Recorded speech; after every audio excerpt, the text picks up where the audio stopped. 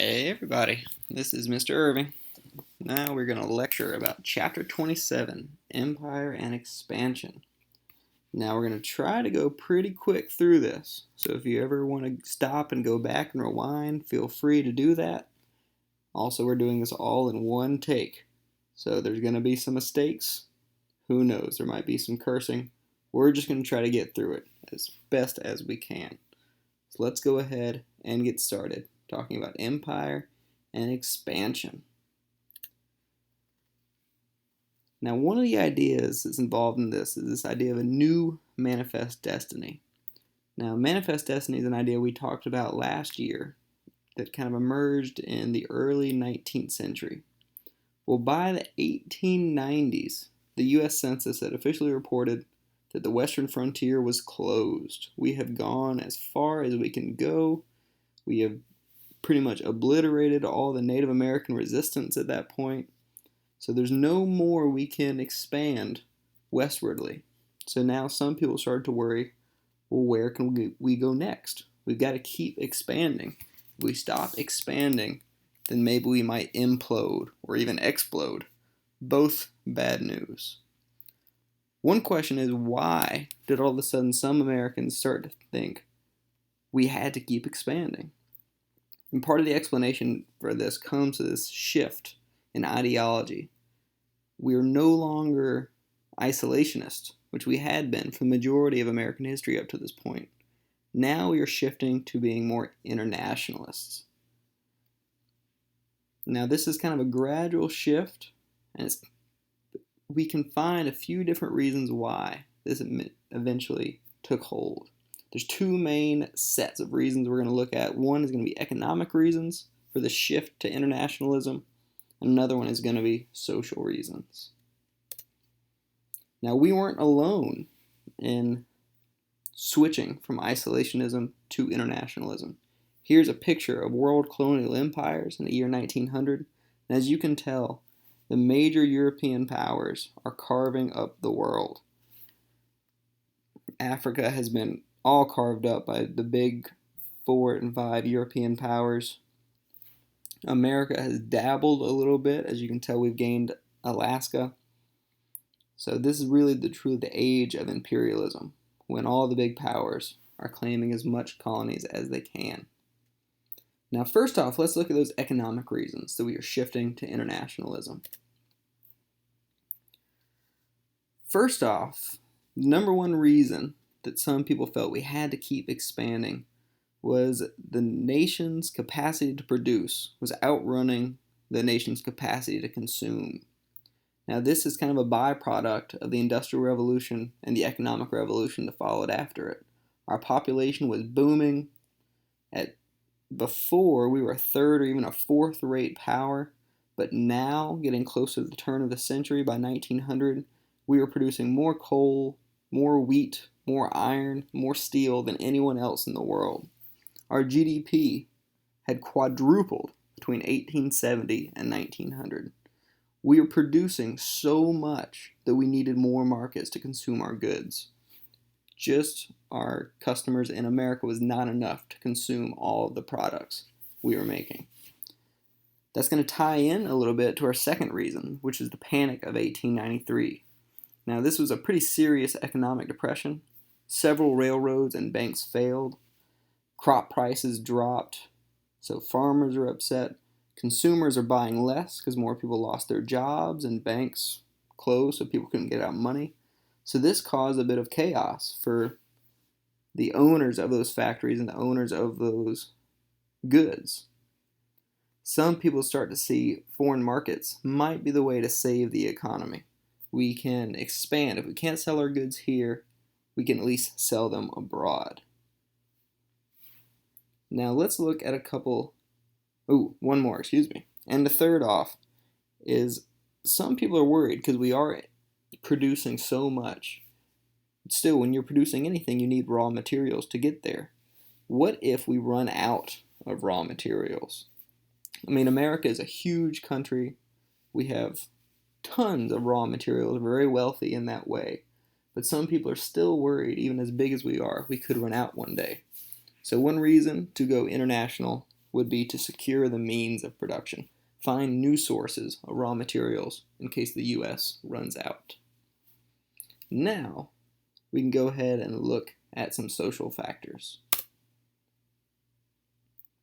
One of those that we have to talk about is nationalism. Now, nationalism is the idea that your country is the best. You feel a pride in your nation, but it's more than just a pride, it's more than patriotism.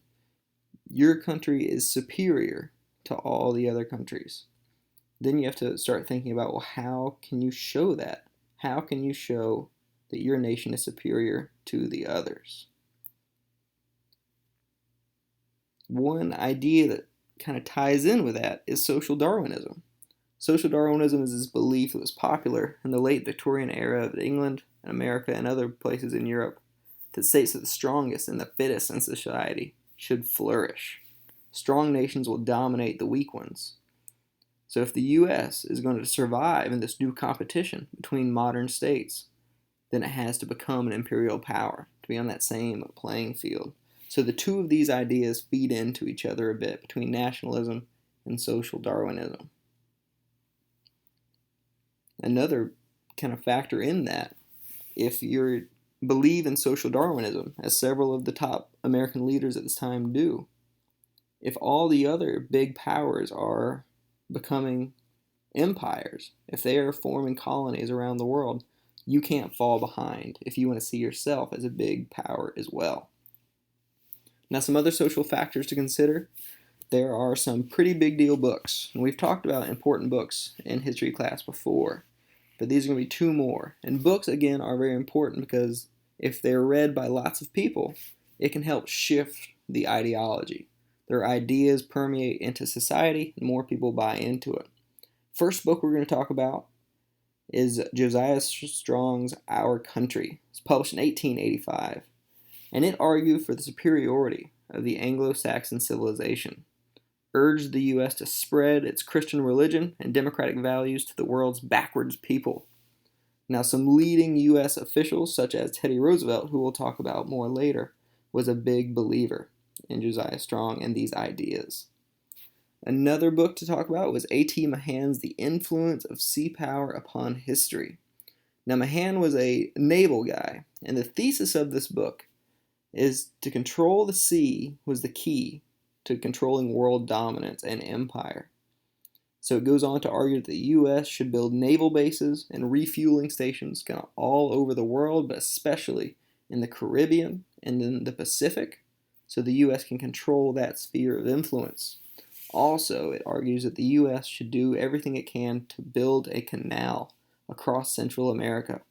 That way, it would cut down the time instead of having to sail ships from, say, California over to the East Coast.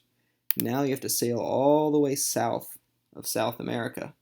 If you cut a canal through Central America, it'll cut down on that transportation time. And you can move military ships quicker, you can move goods quicker. It would just increase the ability of the United States to be a more dominant player in their part of the country. Now, this book is pretty influential. By 1898, the U.S. had the fifth most powerful fleet in the world. By 1900, it's all the way up to third. So when they start building up their navy, they go very, very quickly. Now we're going to look at a few examples of imperialism that the U.S. got into. Now these are not necessarily in chronological order, so don't worry about getting them all in a timeline kind of situation. I just want you to see examples of how the U.S. adopts these ideas and puts them into practice. First one we're going to talk about is the Samoan Crisis. Now in 1889, the U.S., the British, and the German navies almost go to war in Samoa. Now where is Samoa? If you don't have a map out in front of you, Samoa is to the northeast of Australia. So it's a tiny island. It's even east and north of Fiji. So it is way out there, way far away from us. Now why would we care about Samoa? We'll talk about that idea a little bit more later. But Samoa is in a civil war, and Germany, Britain, and the United States are all kind of fighting to see who's going to claim the spoils of the Civil War.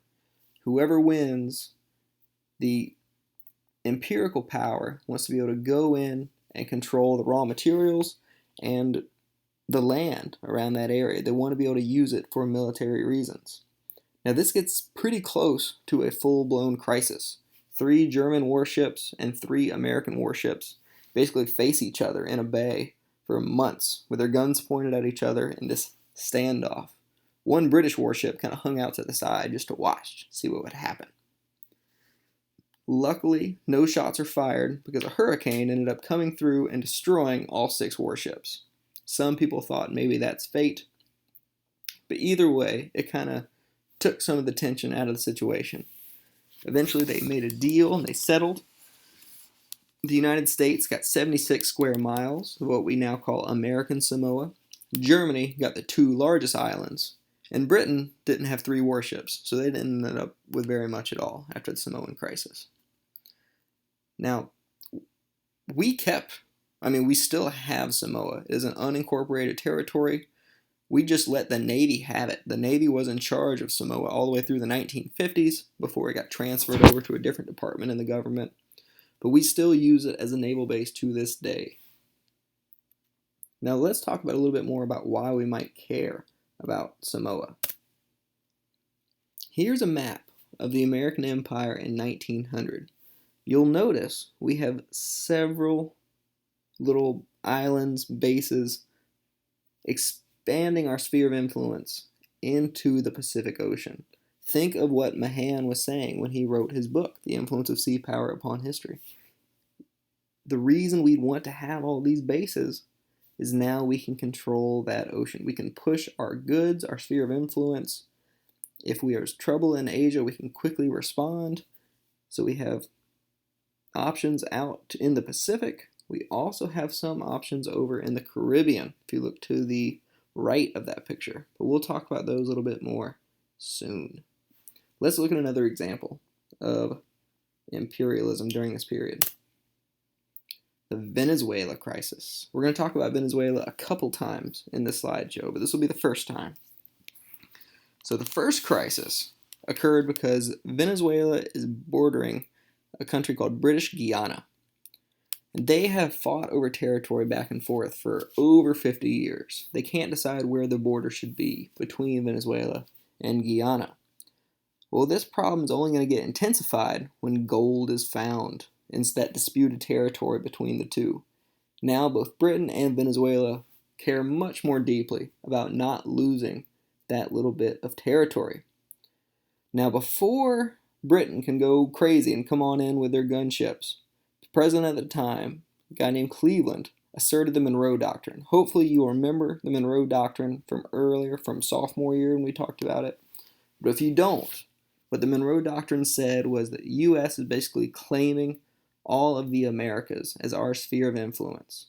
European powers need to stay in Europe and deal with their issues over there.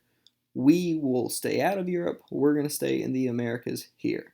So if there's an issue that comes up in the Americas, the United States will be the power that decides what happens. So Cleveland is going to assert this Monroe Doctrine, and interestingly enough, Britain goes for it. Initially, Britain said no, but eventually they caved and let the issue go to arbitration. Now, the result of this is going to strengthen the Monroe Doctrine. By backing down, Britain more or less kind of accepted the Monroe Doctrine to be a fact because they let America get its way. So America looks much stronger. This leads to the expansion of U.S. interventionism because now we're kind of all confident, feel good about our ability to go on. Also, Venezuela feels pretty good about this. It looks like America is trying to protect them from these European powers. So we get a little bit of goodwill towards our neighbors in the South. But that is not going to last all too long. This next slide is a political cartoon dealing with the Great Rapprochement. So some symbols in here you should notice right away. We have the lion that represents Great Britain. And then we have the President Cleveland there twisting the lion's tail. So we look strong. There's all these cheering officials behind Cleveland. And it looks like England is weak now compared to America. And this cartoon gives you the idea that England is mad at America. All of a sudden, our relationship might be deteriorating. Kind of like the strong power is now falling back behind the Americans. But that's not entirely true, as we're going to see. Because what happens after the Venezuela crisis is we get into this period called the Great Rapprochement. Now, this one's kind of weird one, but this is a convergence of the diplomatic, economic, political, and military objectives between the United States and Great Britain. And it's going to last for about 1895 through 1914, pretty much all the way up till World War I starts. But basically, Britain's got a lot going on in Europe. Tons of issues with a rivalry with Russia getting more heated. This new united Germany is starting to threaten Great Britain in terms of naval power and other colonies. Canada is even causing problems for Great Britain. We're not going to worry about all that stuff now because that's not in our class. But basically, Britain's got a lot going on back home. They see this new, powerful, emerging United States as they would be better to have as an ally than an enemy. So maybe if we can get them as a friend, that can counter some of these new European threats that we're seeing. The U.S. is just tickled to death about this. They would love to be friends with Great Britain because Great Britain is the most dominant naval power on the planet. If they team up with them, then that's only going to embolden the United States to keep going bigger and more expansive with their policies. They won't have to worry about the British Navy getting in the way anymore. Plus, if you are going to start building your empire, there's no one better to be friends with than the English, who are the kings of empire. Now let's move on now and talk about one more super kind of tension point in the empirical period of the United States.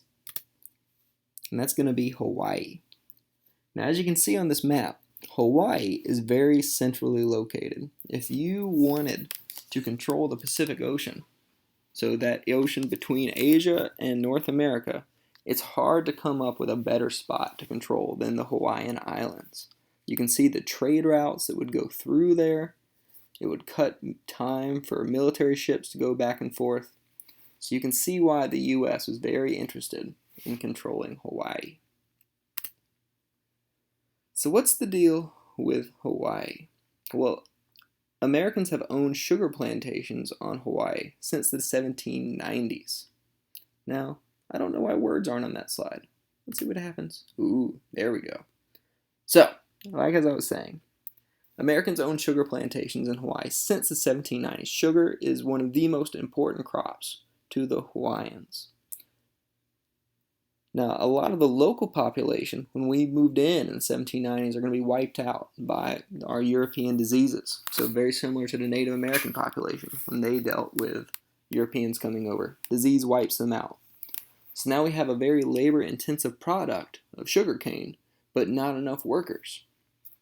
So a lot of the owners in Hawaii, some of them Americans, some otherwise, decided to import a workforce.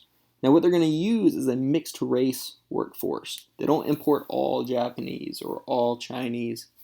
They're going to import some of lots of different Asian countries.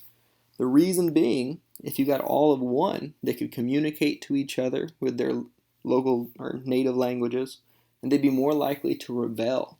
But if you get a mixed population, especially in a lot of these Asian cultures where their culture is very nationalistic, so Chinese don't like Japanese, Japanese don't like Koreans, yada yada yada. It just makes it a much better chance to keep that workforce subdued and less likely to rise up against you in some kind of revolt. So we're there for a long time, from the 1790s on, shipping sugarcane mainly back to the United States, but also to other places. So some Americans start to see Hawaii basically as an extension of our own territory in the Pacific Ocean.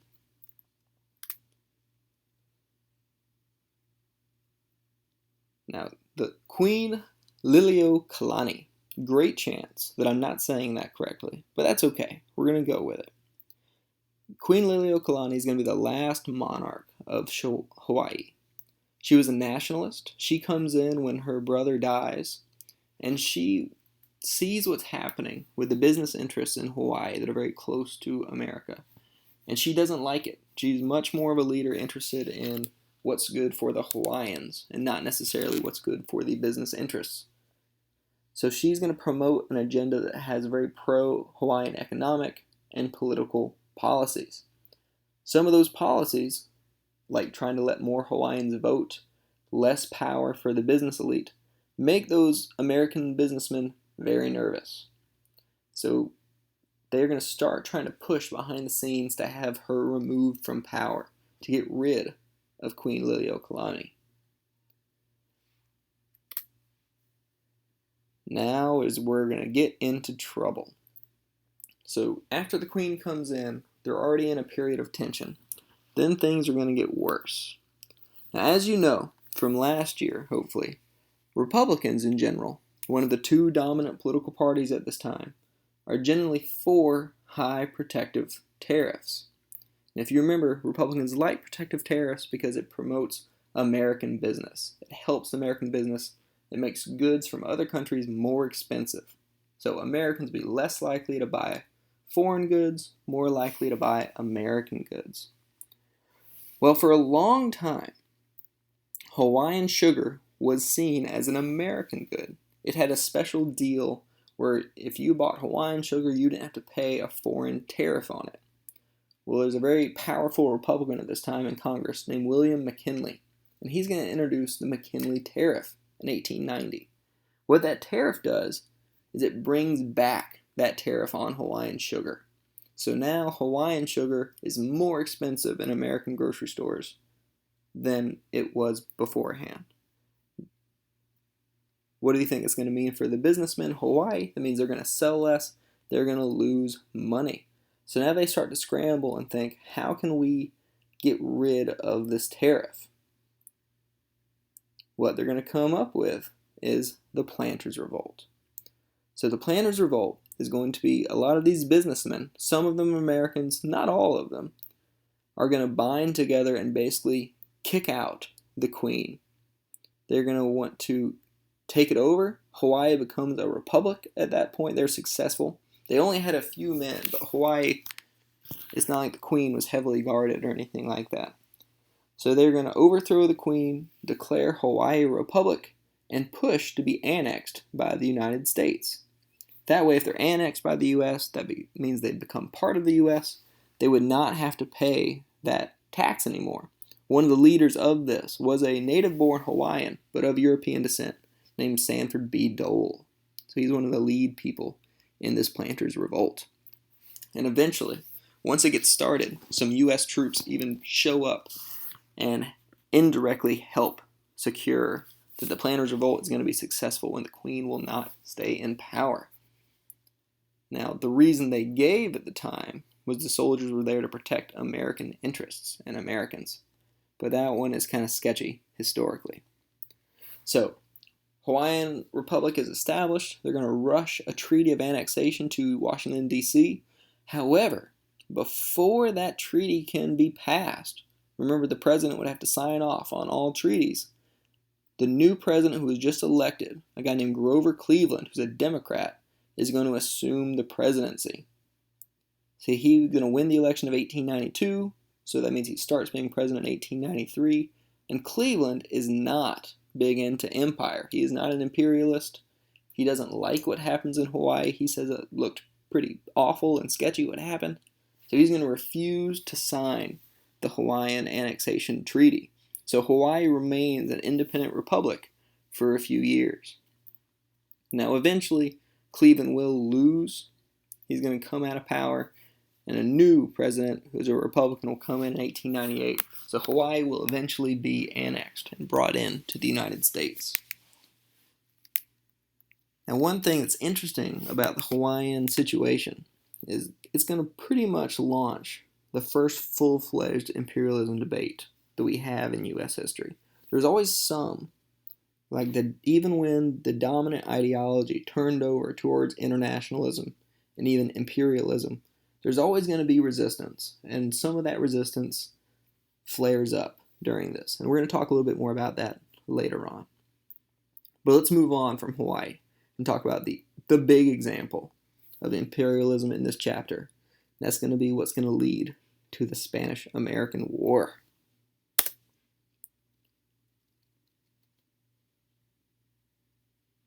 So let's first talk about Cuba. So Cuba was a colony of Spain for forever. Well, Cuba has started to fight for its own independence against Spain. And that Cuban independence movement starts to intensify in the late 19th century, in the 1870s, 1880s, and 1890s.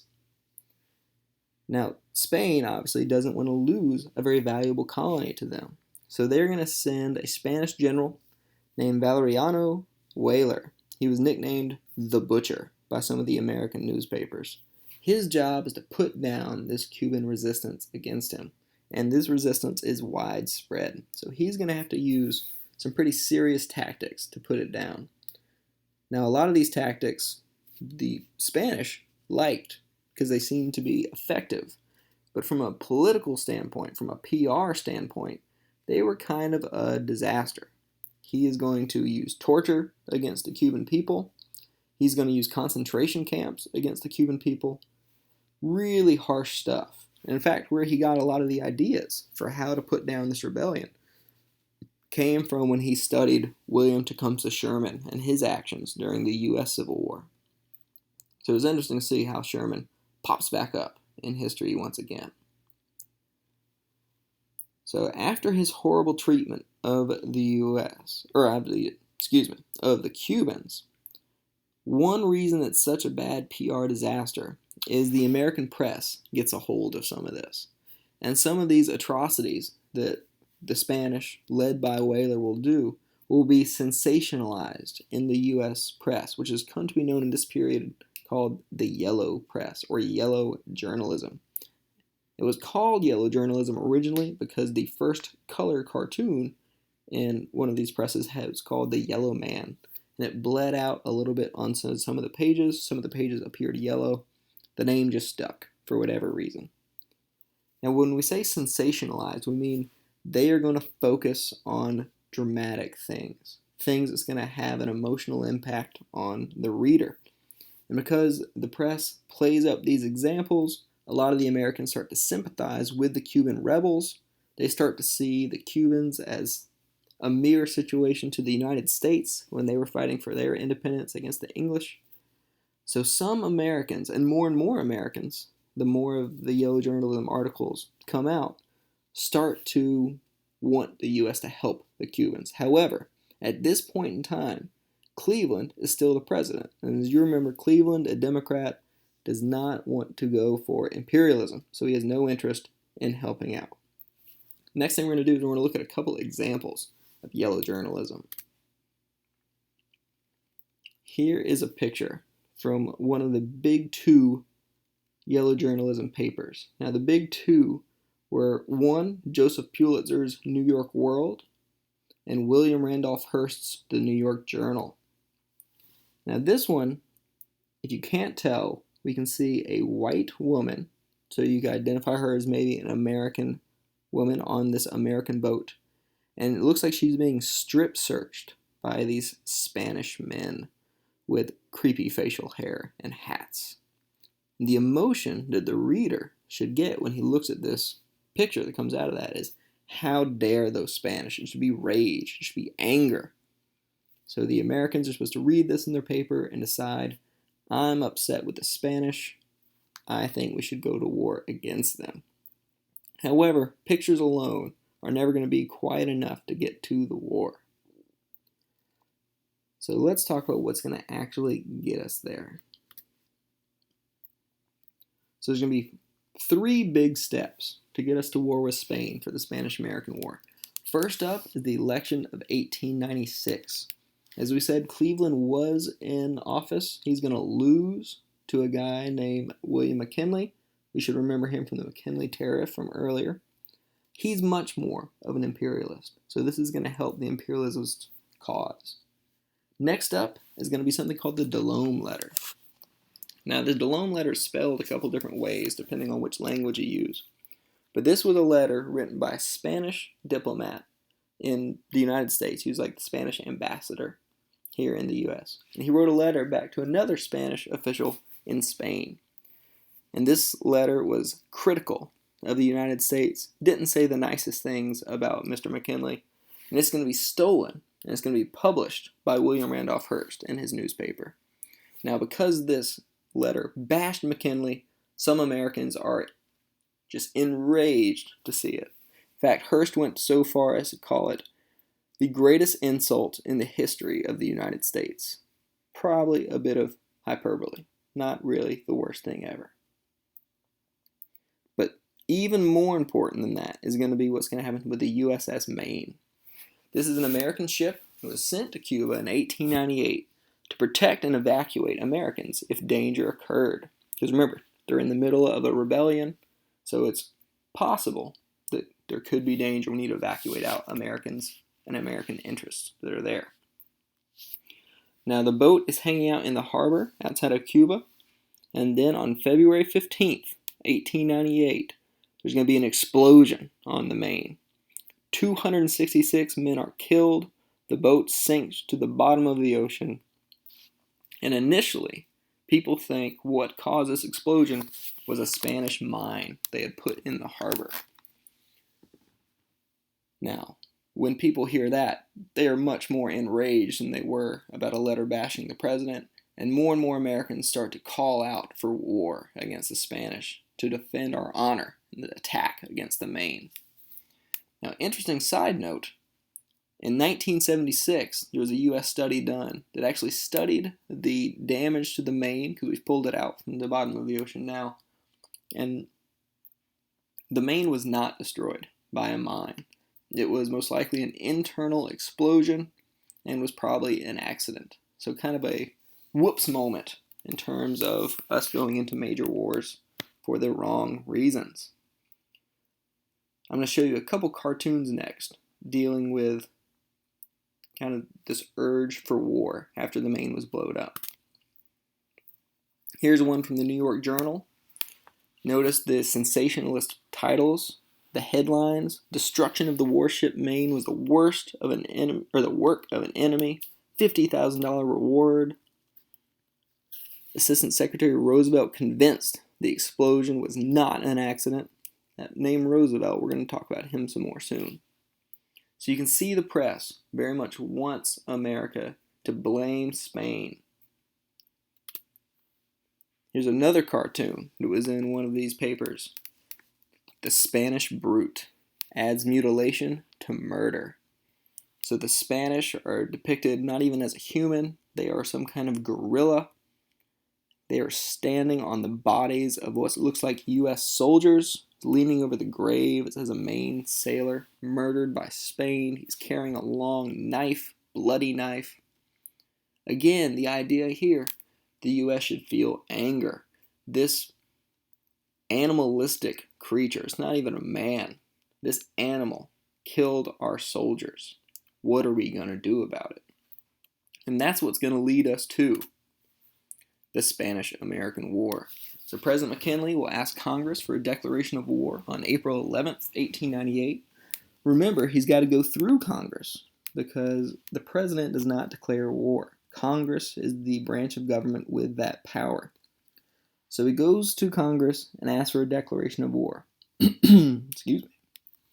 However, there are plenty of people in Congress that are not entirely trusting of McKinley's aims or what McKinley wants to truly do. So one thing they say they want to add is something called the Teller Amendment. Now the Teller Amendment is going to deal with Cuba. McKinley claims that we're going to war to help the Cubans. We want to defend the Cubans, our little Cuban brothers. Well, the Teller Amendment is going to try to make sure that that's what happens. The Teller Amendment says that after the war is over, we cannot annex Cuba, and Cuba must gain their independence after the war. So the Teller Amendment is meant to be a way to make sure that this is not a war about empire or a war about expanding our reach.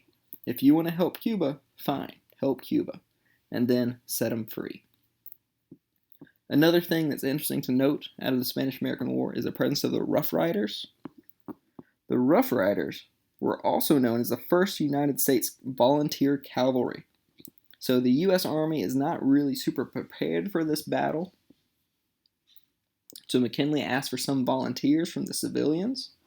Assistant Secretary of the Navy, Theodore Roosevelt, one of those guys who's very much pushing for war with Spain, quickly resigned from his job and decides he's going to lead this volunteer soldier group. And in fact, the Rough Riders were the only volunteer soldiers to see action in the Spanish-American War.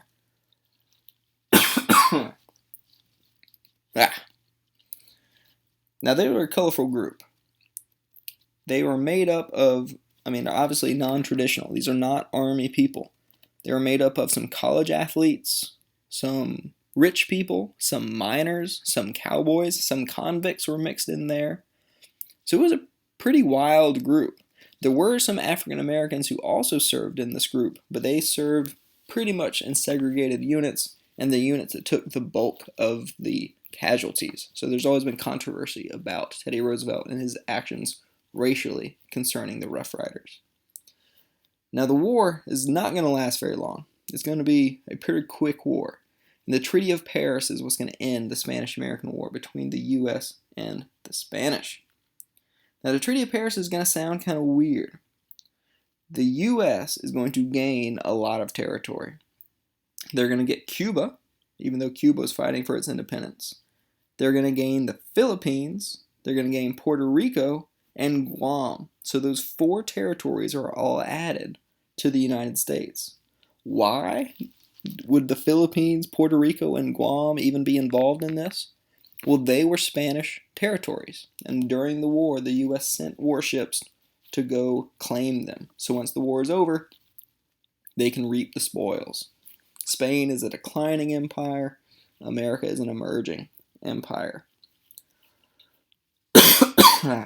Excuse me.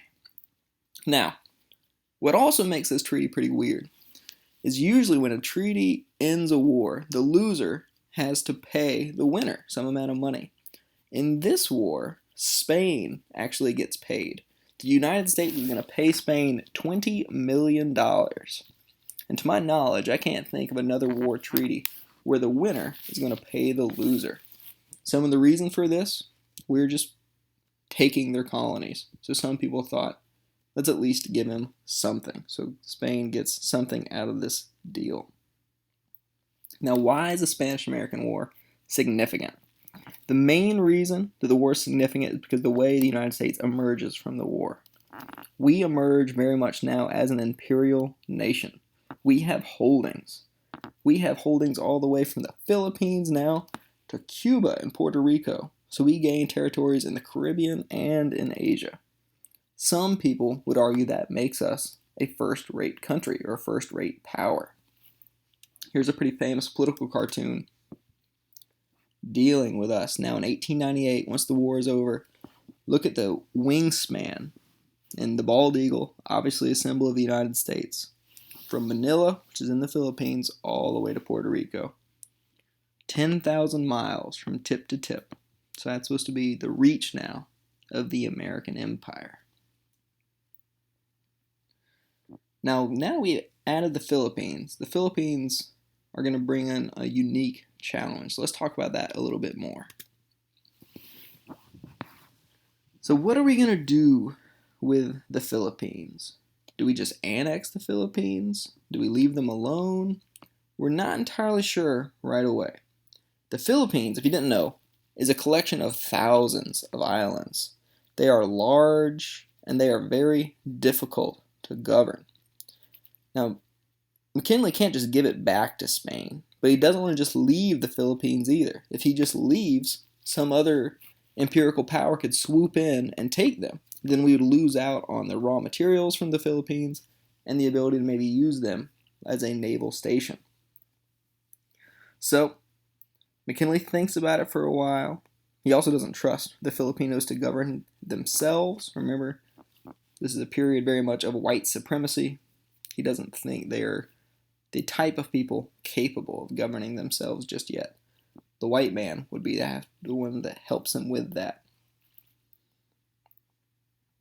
And actually that will segue pretty well into white man's burden. So let's go ahead and talk about that. Now this actually came from a Kipling poem. And basically what it said is wealthy Americans must help to uplift the underprivileged, the underfed, and the underclad of the world. We need to spread our superior religion and our superior values around. Roosevelt and McKinley, both two guys who believe in this very much. So eventually, McKinley thinks about this for a while, and he claims that after he sought out divine intervention, he was given guidance from God, that God wanted McKinley to spread Christianity to the Philippines and civilize these people. So he decides to go ahead and annex the Philippines. Now that's going to cause a rift. This is where we're going to get into the anti-imperialist league. Because while some people are with McKinley and we should add the Philippines to us, a lot of people are going to be against it. Now the anti-imperialist league hate McKinley's expansionist moves. And there's going to be some pretty powerful members within that league. William Jennings Bryan, who we'll talk about later, ran for president several times. The author Mark Twain. Andrew Carnegie, remember the captain of industry, he himself actually offered the U.S. government $20 million to buy the Philippines. Then his plan was just set them free, let them govern themselves. But the United States turned them down. So let's look, what are the pros and cons of expansion, of adding the Philippines, or adding anything really?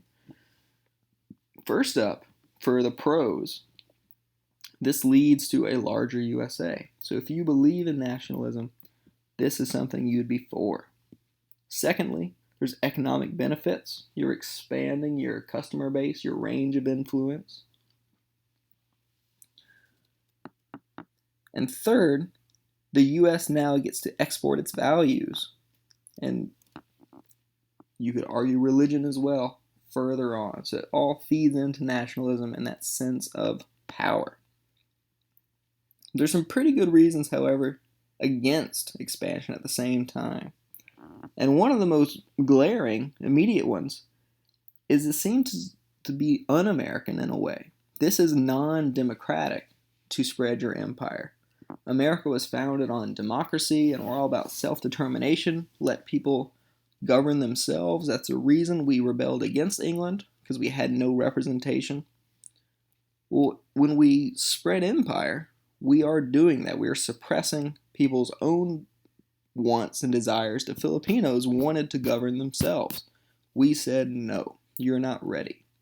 We're going to spread our values of democracy to you, but not include you in the process. So that's going to rub a lot of people the wrong way.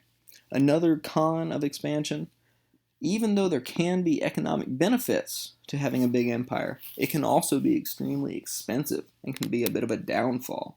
If you study the Roman Empire or the British Empire, you can see instances when it actually cost them a lot of money to maintain these empires. So that's talked about the Philippines. Let's move on and talk about some of those other territories we gained from Spain in the Spanish-American War. The insular cases. This is going to deal with the Puerto Rico, also the Philippines. So this is a collection of Supreme Court cases, no just one case. It's going to happen over a series of years. But basically all these people now, once we've annexed this territory, we've annexed the Philippines, we've annexed Cuba, or we annexed Puerto Rico, excuse me. We'll talk about Cuba in a second. What happens to the people there? Do they become U.S. citizens? Are they protected by U.S. rights? Well, the Supreme Court talked about it, and what they decided was basically no. Even though America now controls that territory, and that territory is now subject to U.S. laws, meaning the people have to follow American laws, it does not automatically make them American citizens. So in other words, the Constitution does not follow the flag. This is a very controversial ruling, and it's still controversial to this day, because there's plenty of American territories we still have where the people there are not seen as American citizens. Many of them can't vote in U.S. elections or receive other benefits, but they would still have to pay taxes and live by U.S. law. Next up will be the Platt Amendment. That's the one that's going to deal with Cuba. Now, this is going to come in 1901. Remember, we had the Teller Amendment, which says we can't annex Cuba. We're supposed to set it free. So the Platt Amendment is going to do that, sort of. What it says is this forces Cuba to write into their constitution some laws that are going to be very pro-American. Before the U.S. soldiers would even leave Cuba, we made sure that the Platt Amendment was put into this new Cuban constitution. And what it said was that Cuba basically can't agree to any treaties with other countries without U.S. permission. Cuba can't take on any debt, and the U.S. will get Guantanamo Bay in Cuba. And we're going to use that as a naval base. I'm sure you've heard of Guantanamo Bay in the news over the last couple years. Also, the U.S. will always be allowed to intervene in Cuba when needed, and America is the one who's going to decide when it is needed. So this is basically going to keep the door open for the U.S. going to maintain power and influence in Cuba for a long time.